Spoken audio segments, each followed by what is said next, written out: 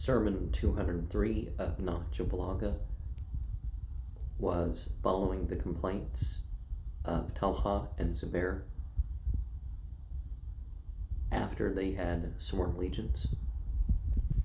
Sometimes people complain about the little things and ignore the big things.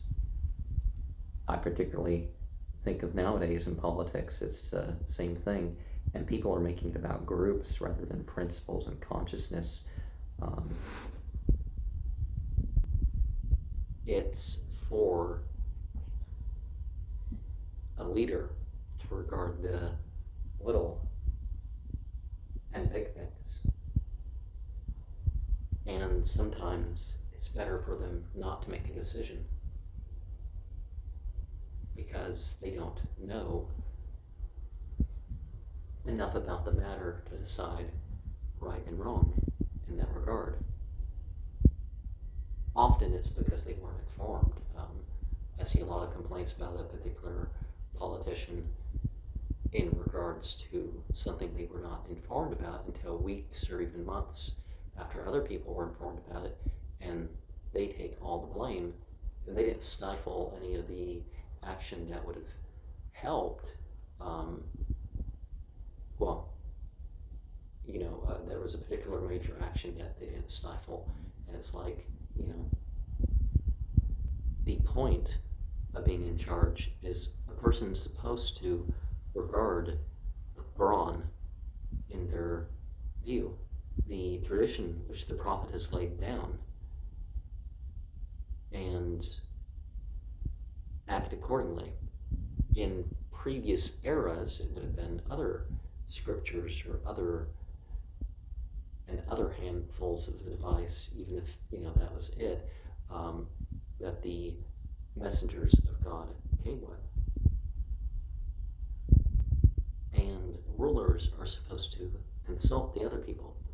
Now, when prophets were made kings or elected leaders or however it was done,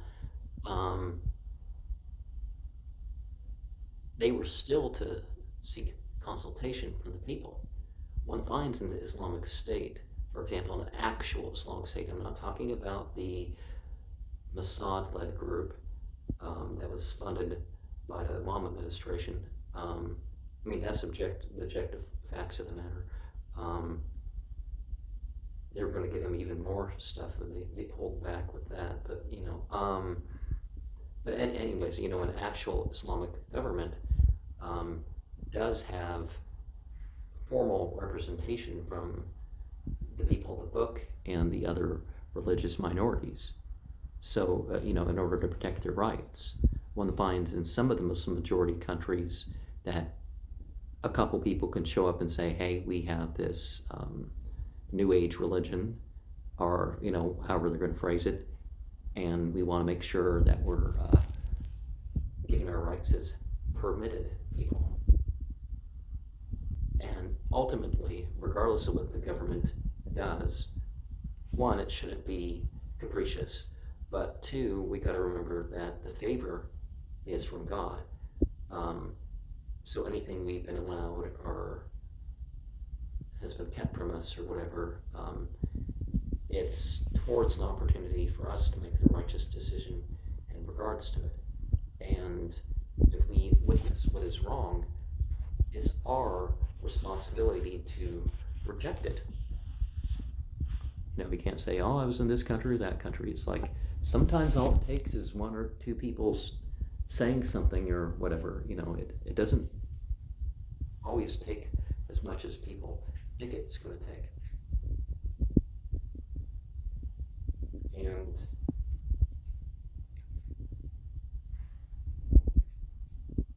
saying 445 reminds us that if we don't know the religious rules in regards to our business, we're going to be involved in unlawful increase. Now, this is sort of a maxim, has some issues. Of course, this isn't the prophet himself saying it, it's Ali saying it. But one of the things about that is that we just lose the value of something, if we don't know the religious rules, or we're, don't involve that consciousness, then there's so much reward that we've missed out on. And then, of course, if we turn something into a neutral thing, it's not going to count against us. It's not, stuff does tend to slip in. Saying 446